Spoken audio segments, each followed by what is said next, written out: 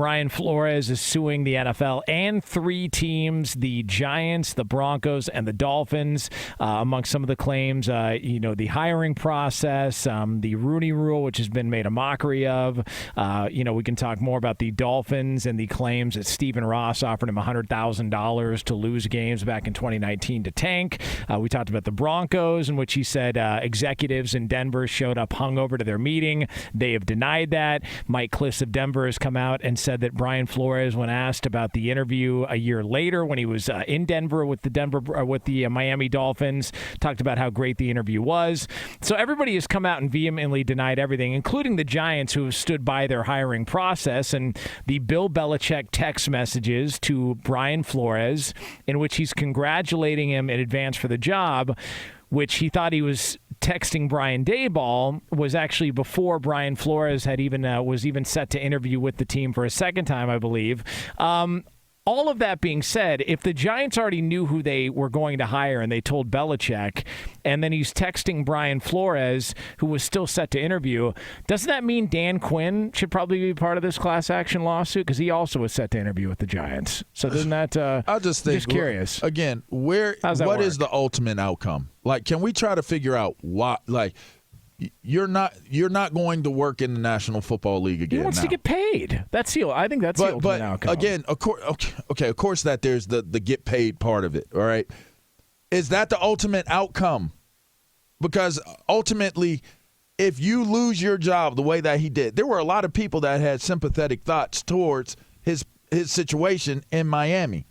There's a split bag on if it. In fact, us on this very show talked about the ownership has to be looked at and held accountable for how this Miami Dolphins team is operating. Yeah. So those things are out there. We made the comments about Stephen Ross and how dysfunctional the organization is because of him being absent. Correct. And that was the conversation around Ross. None of it was obviously around things that have now come to light. But the reality to one of the reasons why Flores is no longer there, it's not Ross, it's Chris Grier. I mean, Chris Grier was a power struggle. Grier won out, and over the whole decision to draft Tua and everything else that came along with that. And clearly, Flores didn't want to abide by what maybe Stephen Ross wanted him to do in that first year in tanking for Joe Burrow as opposed to Tua. But the reality is, the guy who pushed him out was Chris Grier. He's the one who survived. Who's black, by the way, should be pointed out. I'm just saying. Whoa, I'm just saying. Drop a bomb on him. No, I'm just saying. It should be pointed out. It should be pointed out. But again, what is you could have leveraged, went and did what Dan Quinn just did. You could have done what Josh McDaniel did. You could have done what any coach that usually gets fired after they were a head coach. You're now not including the S anymore. You've literally now converted to Mark Davis. Mark Davis. Don't include the S. Bucky Larson got into your blood. That's fine. So here's the thing. You go somewhere else.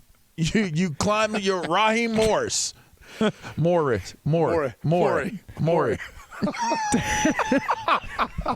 All right, you go somewhere else and you build back up to the opportunity. That's what guys do. So to do this, you now do not have that opportunity anymore. Todd Bowles. Wasn't there a thought he could have still been hired in Houston? Yes. I mean, that's what I don't get about this. Does he just not want that job? Is there other jobs he looked at and said, I don't want that? I mean, you look at the Jacksonville Jaguars, who are an absolute dumpster fire. No one's – I mean, well, I guess in the class action, technically, Brian Flores is accusing them of racism. But the reality is, like, no one's pointing the finger at Bulky. Like, he's standing in the way of Byron Leftwich becoming head coach, as well as Adrian Wilson becoming their general manager. He's standing in the way of that. And no one's pointing that out? That's a great point. I think it's a great point. The whole thing is bizarre to me. Like, what we have an issue with in the NFL is the manner in which we go about our hiring practices.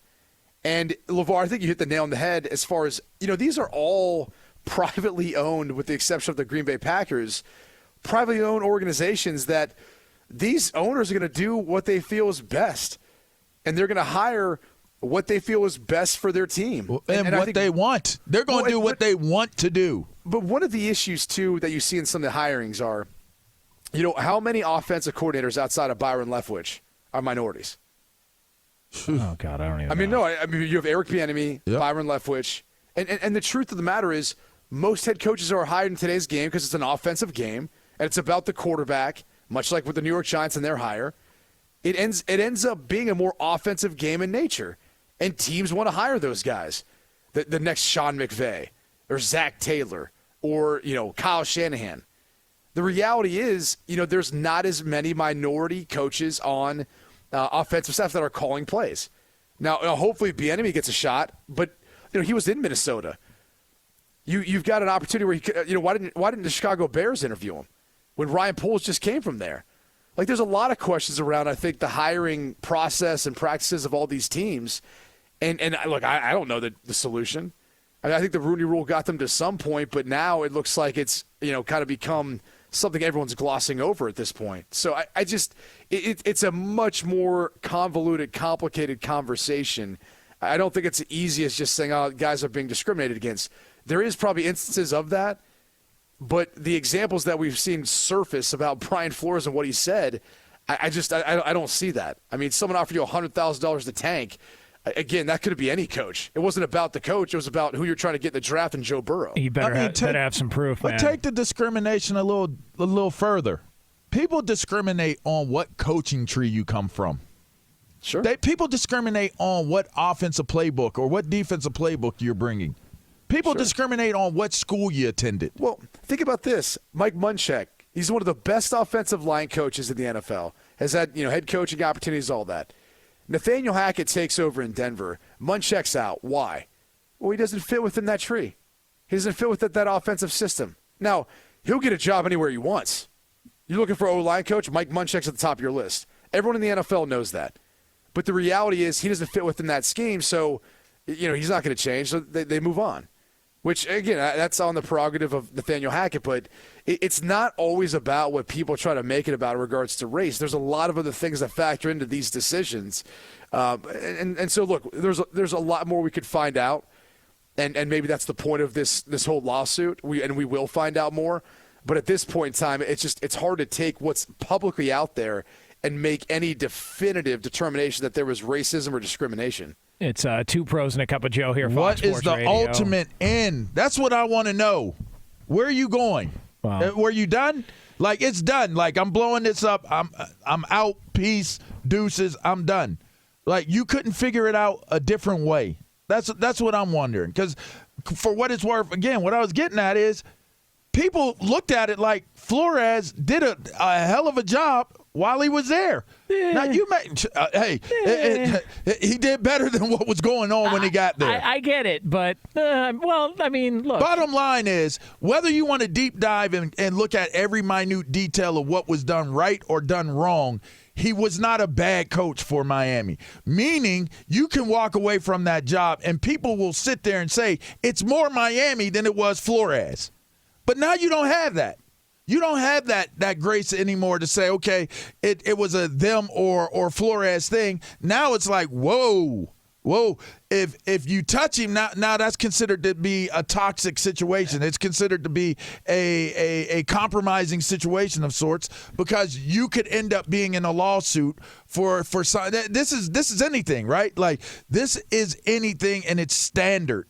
So why did you do it? Is that, I would love to know, why did he do it?